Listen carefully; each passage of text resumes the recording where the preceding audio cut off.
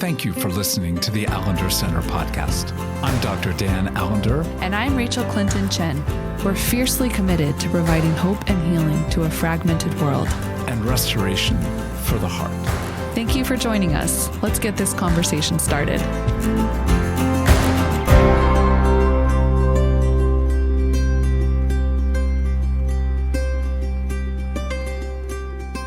Well, every year ends, and this year is about to depart. So my great gift at the end of this year is I get to do this podcast with you, Becky. It's just always, for me, one of those sweet gifts to be able to talk with you on this strange medium.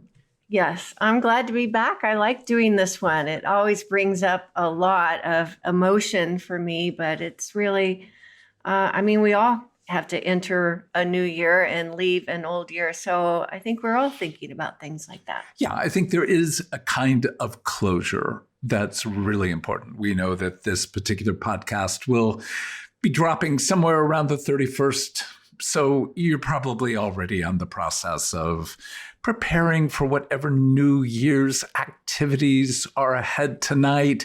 You know, our basic approach, even before COVID, was we would watch some of the celebrations occurring on the East Coast. On the East Coast. So we can go to bed. It was really almost outlandish for us to stay up beyond about 9:30, on New Year's Eve. We've just never been particularly New Year's Eve celebration folks. Right. Except when you were a student, our time clock was very different. Yeah. Well, so staying up till 1 or 2 in the morning. But yeah. Let's just say we wish you indeed a happy new year, and I hope as well that it was a really remarkable and surprising and sweet Christmas on all our behalf. So as we enter into this, I want to first engage the category of meditation. And meditation in Scripture has there are two primary words that get used, particularly Old Testament concept of meditation. And one is holding a thought, a verse, and in some sense, letting it dissolve, letting it come to just be held long enough that it begins to integrate into your way of thinking. So it's time. It implies the idea of time. You can't meditate without creating a category of time. You can learn something. You can grow in knowledge through a pretty sequential and oftentimes rapid process. But there's something about meditation and wisdom that's, again, overlapping, but somewhat different to knowledge and growing awareness. So one of the things that, if it hasn't occurred, even if you begin to move into the new year and start meditating on this last year, the year 2022. And the second word is the idea of chewing. And actually, the key word for meditation has something very similar to the idea of chewing the cud, a cow just chomping on it and letting it, again, back to that word, dissolve into you. And that's one of the things that we most recommend that you do at the end of the year, that you let your year be chewed upon, that it be held in your mouth long enough to let something of what was beautiful, what was broken, what was heartbreaking, what was glorious, what was, again, it's too almost cheap a word, but what it is that you were meant to learn, to take in from that year in order to begin to proceed well into the new year. So to say to you, my love, how did you chew the cud regarding the year 2022? Well, I have to say that one of the favorite books that I read this year was Susan Cain's How Sorrow and Longing Make Us Whole. And her title of the book is Bittersweet. And I just almost outlined the whole book. It resonated so much with my inner meditative thoughts. And I think for sure I've always known I'm sort of a melancholy person, but to be able to read this book and declaim, yeah, bittersweet, it's what I view all of life through that lens. It always seems to have both. There's never just all goodness. So that has allowed me to claim, yeah, there has been sorrow-filled things of this year, and that's okay. Yeah. But before we step further, I want to hear about your chewing first. How do you chew? Well, I do think that I chew by pondering, and I do think I have a tendency to see more through a dark lens. And then therefore it seems to be deeper.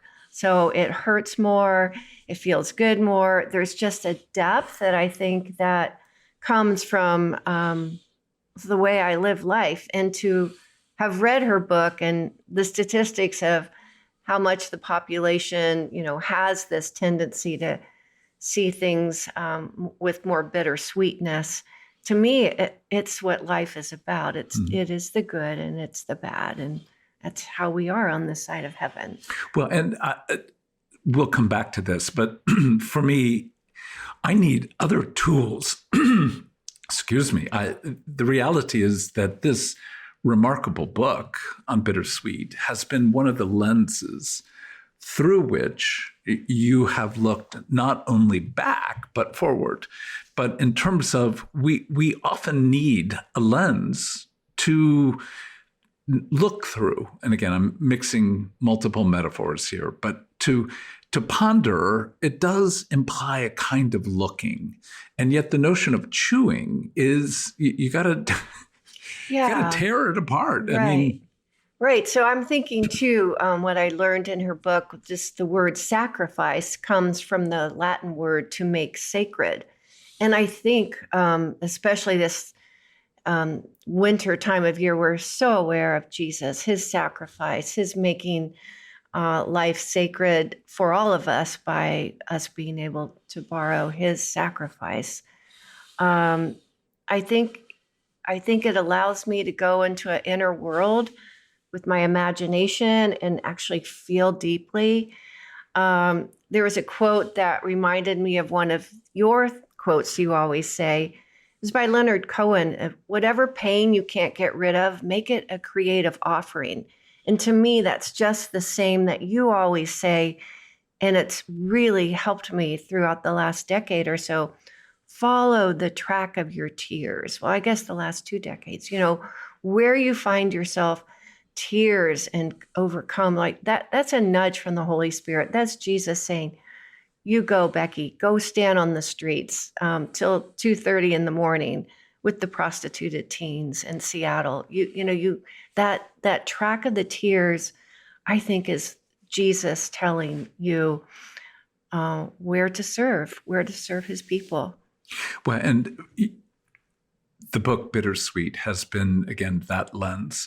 I needed to kind of go back at, mid-December to like other sources to have a window. And I went back to, this was not a lot of fun, but I went back to our checkbook. We are old and we still use a checkbook. Went back to some bank statements, to credit card statements, sort of summary of the year. Went back to my calendar, both in terms of like hourly calendar. And then I went to a lot of the places where I take reflective notes. Years ago, good friends of ours gave both of us the Psalter, and we have as a practice to read a psalm every morning before we walk. And often I'll notate things that the psalm brings, not just in terms of kind of what I'm thinking in the psalm, but what the psalm's opening my heart to engage with regard to my life. So it's where I take notes about my life, about the psalm. I have other places that I journal and diary. So I needed that to be able to get into the process of reflecting. What has the year held for us? And that sense of what are we needing to take with us into the next year? Because if there's not something you're taking into the next year, then it's almost like saying this year was a waste. On the other hand, there is an absolute necessity to let things from the year go in order to not take in to the new year things that will actually impede your ability to let Jesus shape and speak to who you're meant to become in this coming year. So I'm curious as to what you found through Bittersweet or what you found through other sources, because I know you did something of the same, looking at calendar, looking at other dimensions. Like, what themes do you see that you will take into the new year? What themes or realities do you need to let go? Well, the letting go, I usually do with actual things, objects. But I think letting go with things within my heart and my mind is important too. I think I'm trying to be I'm letting go of having to be every place I've signed up to be during these winter months, because I find that it just goes against the grain of kindness to my own body. So that is a new letting go, which I will be telling my friends in different groups, hey, if January, December, I'm not there, like, just know that I'm choosing a better option for this, morning or whatever. So that's strong and it's uncomfortable, but it's honoring to just say, yeah, I don't have to show up for everything all the time.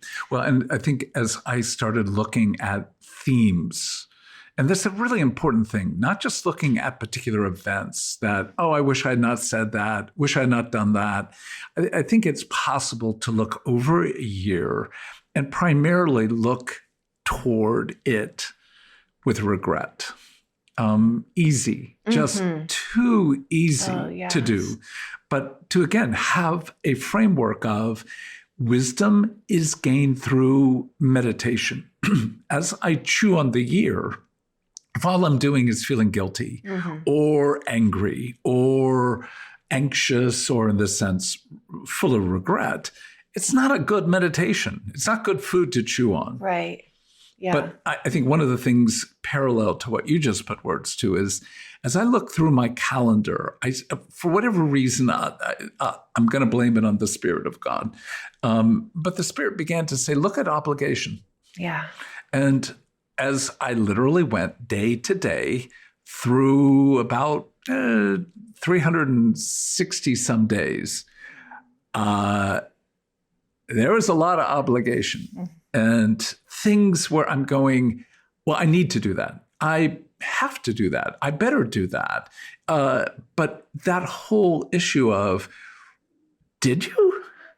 Did your presence at this meeting, did your agreeing to do this task on behalf of someone, is it truly the race you were called to live? Or was I operating under really the rubric of fear of, if I don't do this, this could be misinterpreted. This might be held against me. And I was just such in some sense, heartbreaking to go, at age 70, you're still under obligation. I mean, one of the benefits of aging really truly ought to be a growing sense of clarity and freedom, not to stop, not to quit, but to be much clearer about what is it you uniquely bring that bears the goodness of God in the land of the living. And I was a little disheartened. I had to chew that, and it was a bit more bitter than at least the category of sweet. And I'm hearing a little of the same for you with regard to a number of things that you've agreed to, that you're actually asking, is that the best for me and for others? Mm-hmm. Definitely. I think when I turned 70, and we're not going to talk about us being in this age, but I'm like, this is going to be my happiest birthday. I'm going to claim it as joy. And with that comes a decade that I do want to look different than other decades. And there is privilege, and there are opportunities that weren't there before. So, I think we should have a different frame. And I do think one thing I want to frame more and live more is from Hebrews 13:2. Do not forget to show hospitality to strangers, for by so doing, some people have shown hospitality to angels without knowing it. And I feel like my presence, my body going into Ace Hardware or a library, I want to have a countenance of joy and kindness. Mm. Well, and that is a reflection of what I know to be true of you. We're also, in some sense, as I look back to the year, in a season of restoration. We've lived in this house for 23, 22 years. This is 25th summer. Okay, whatever. Well into the third decade. And it's the longest we've ever lived anywhere over our whole lives. And I didn't realize, because a lot of the times we've moved after 8 or 9 years in one place or whatever, things do decay and need repair.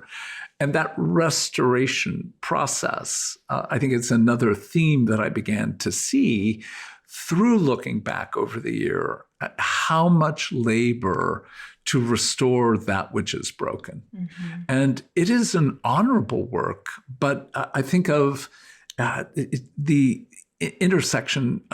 Friends of ours have a car that's pretty broken down. They're putting money into it. And in a conversation, one point he said, I don't know when to dump this thing because it's costing me far more than it's worth. So where you put your heart to restore, knowing it is an exhausting labor to bring something back to life, where then you choose to say, I can't be at peace with all people.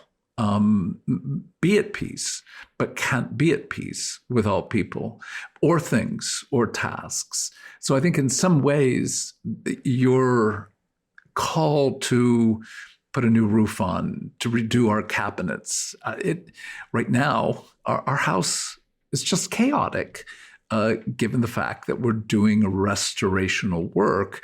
How we engage and choose, what will we repair? What will we allow to, in one sense, be grieved, lost, and in one sense, turned over?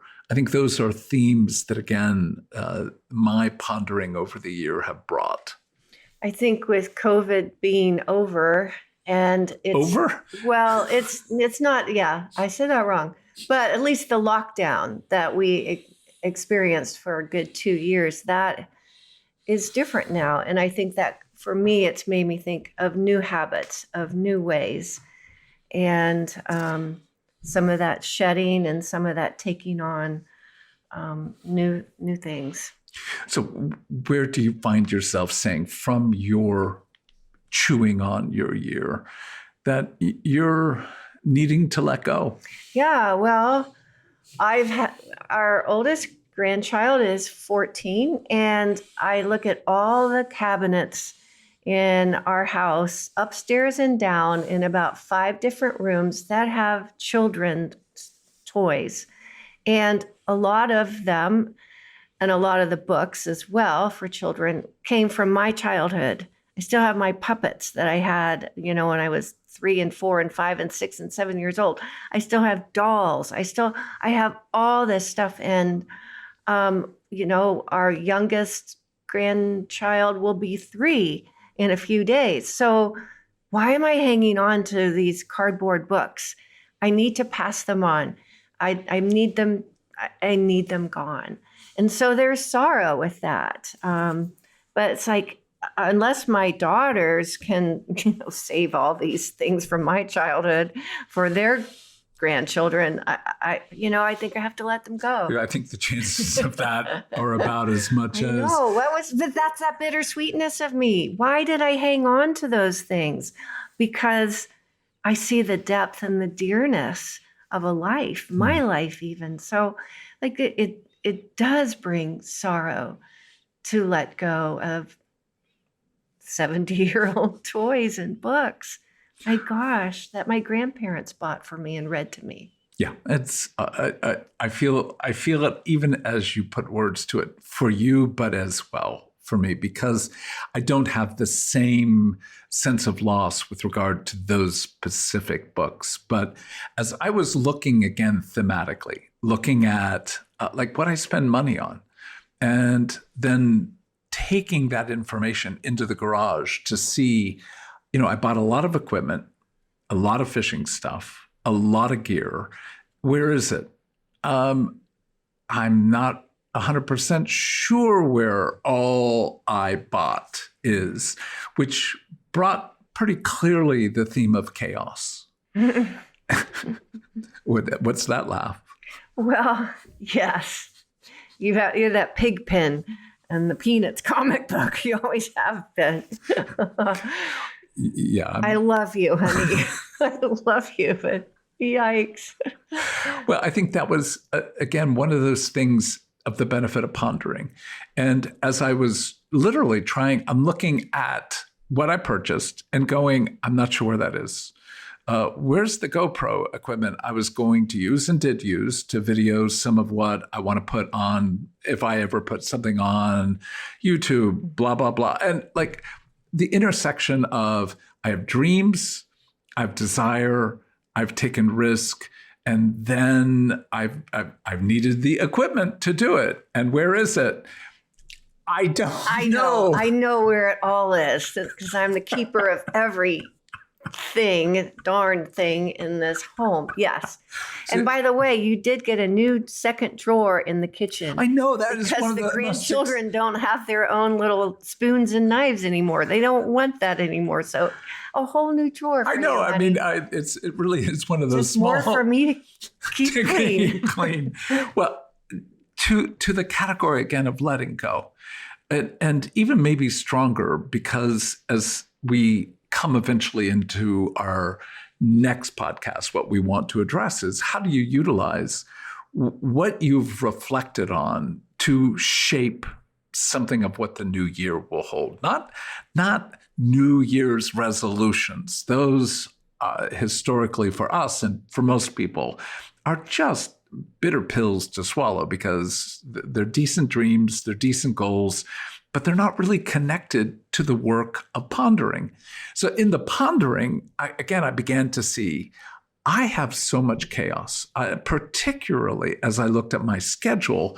What I noticed was I just do back-to-back appointments, meetings, groups. Yes, you do. And you've actually said to me, so I'm going to say it's mostly you, but it's also the Spirit that began to say, why do you need such almost craven intensity to be able to make it through a day? And what did the Spirit say to you?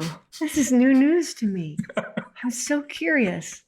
Well, there were two things that I'm not going to say that it's well worked out, but the first thing was there are things you need to let go that linger here in a way that like in the garage, literally keep you from being able to move well through it. And the first was, I need to sell my motorcycle this year. Yeah, I was just going to say that. Wow, that's a big deal. Yep. And, years ago, we talked about the selling of our last sailboat, and it took 5 years practically from the moment we parked it in the side yard to actually sell it. And I don't want to do that. I don't want to replicate that. The loss of the dreams of what this object held need to now, in its departure, as well die.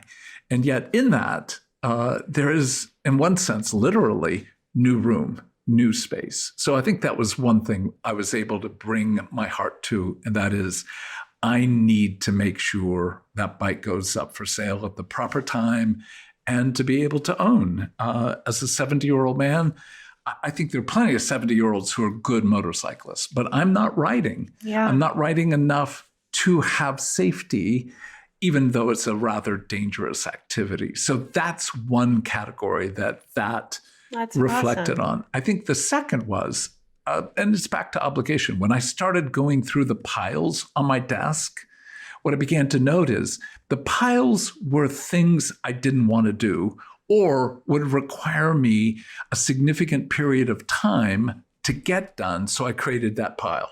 There's a pile, there's a pile, there's a pile.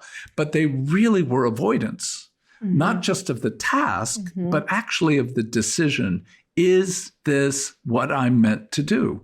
And again, it's the intersection of privilege. A lot of the piles had to do with the incredible privilege to give an endorsement to a book. But I've never felt like I can give an endorsement unless I read the whole book. That's right. And to read a whole book in the midst of my life right now is not easy. So looking and going, oh, you just don't want to say no. You don't want to bear the cost of being a person who says no. And in that, there's something very beautiful, but there's also something really clearly broken. So the theme of chaos started becoming another category that the Spirit was, you're good at chaos. You're good at creating it. And frankly, at times, you're good at engaging it toward an end that has a redemptive arc. Yet, even though that's been so much a part of my family of origin, so much a part of my relationship with my mother, so much a part of how I've operated as a therapist, as a teacher, being able to go, enough, not done, of course, not finished, but you can legitimately say, in between appointments, maybe not all, but you need time to reflect, time to ponder. You don't need to wait to the end of the year to be able to clean up the chaos. So at least is that new to you? Well, I'm afraid to hope too much. It would be awesome. I mean, because I think God has given you wisdom, and you've had, he's led you into many things that have been helpful for many people.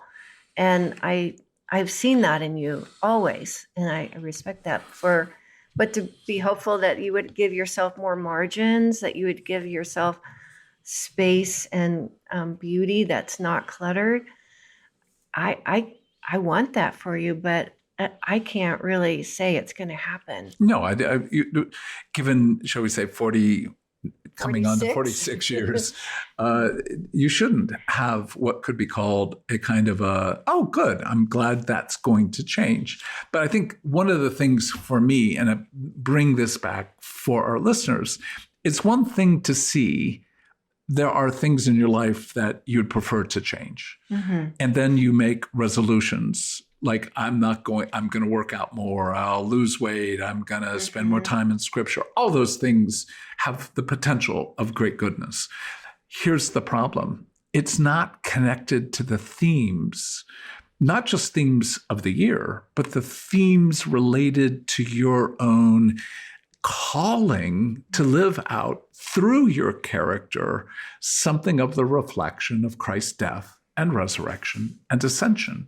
So I think for me, coming into looking, it wasn't like the new of new, but I'm like, so much obligation, so much chaos, so much intensity. What does it mean to look at that? Not so much, here's what I can do to change, but to say, what themes do I need to engage that do reflect the growing desire to be like Jesus? Mm-hmm. And I think in that sense, I doubt that the day that I work with clients, that I'm going to have an hour between clients. But I think there is a clarity that I need to stop wherever it appears like an intensity that drives chaos, or chaos that drives intensity, needs to begin to be looked at with a different vision in order for me to move into 2023. And again, the practicality is, yes, sell the bike. But further, the question of how do I create, as you put it well, margins, but what I do with those margins. What I noticed as well is how many hours I have spent this year in distractions, intense, and then almost a collapse into a slothful distraction. That was a very deep, in one sense, not just discouragement, but a kind of, oh, damn it. That is not how I want to spend my last years on this earth, flipping through, the reels on Instagram. Yeah, I think Matthew 28:20, I am with you always to the very end of the age. And as we're thinking of the age that we're living in, as we're thinking of the age that this next year will be taking us into, I want some more spontaneous gift giving and care. Because we've looked at the checkbook and because we've looked at some of our spending, I'm like, okay, I want to have more joy with spending. And that usually means giving to someone else or giving to a different cause. And so this man who's been working on our cabinets this week, I've not wanted to interrupt him too much, but he has 2 children near our grandchildren on the island that live here near us. And he was finishing on the 17th, and I asked him why, and he said he was going to go to Hawaii, that his wife's sister lives there. He's never been. He didn't even know what island. He's just built a house. They've lived in a trailer. They lived in a garage. Like they just, his body is broken down. He's never been able to use vacation because he's always got an injury because he works so hard. And so it came to me, well, and I asked you, is it okay if we give him $100 so he can take his family out for shaved ice a couple of times, or who knows, just to say, I am so excited. I have so much joy knowing that he's going on this vacation with his family. I'm like, I want to bless him because that's just wonderful. So I want to watch my checkbook so I can do more joyful things. Yeah, and I think that is where we'll end some of what we've been inviting you, listener, to reflect on. And that is, who do you adore that you want to become more like? And I'm just, when you told me the story and invited me, like, is this okay? And it's like, is it okay?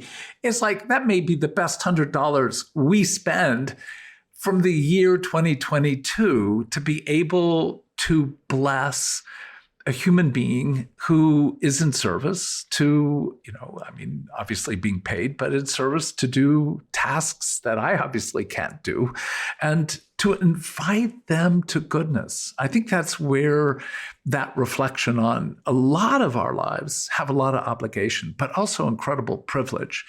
But the privilege that we all get to play in the middle of is how to delight, how to bring a taste of the delight of God. The year began for me in reflecting on Psalm 139.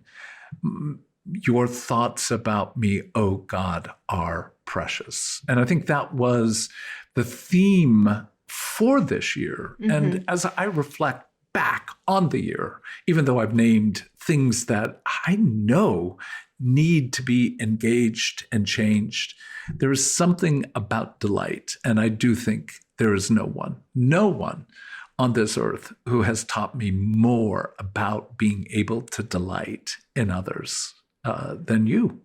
So I think that's where, when we begin to look at the year and say, yeah, there was chaos, there was obligation, there were lots of heartaches and losses, yet to end this year and say we get to participate in one human being's delight as he gets to visit Hawaii for the first time. There's something in that just for my heart goes, it has been a good year. Yes. And I look forward to our next podcast and to the next year. So to you all, Happy New Year. Happy New Year. The Allender Center Podcast is produced by the Seattle School of Theology and Psychology. If you'd like more information about the Allender Center, you can look at theallendercenter.org.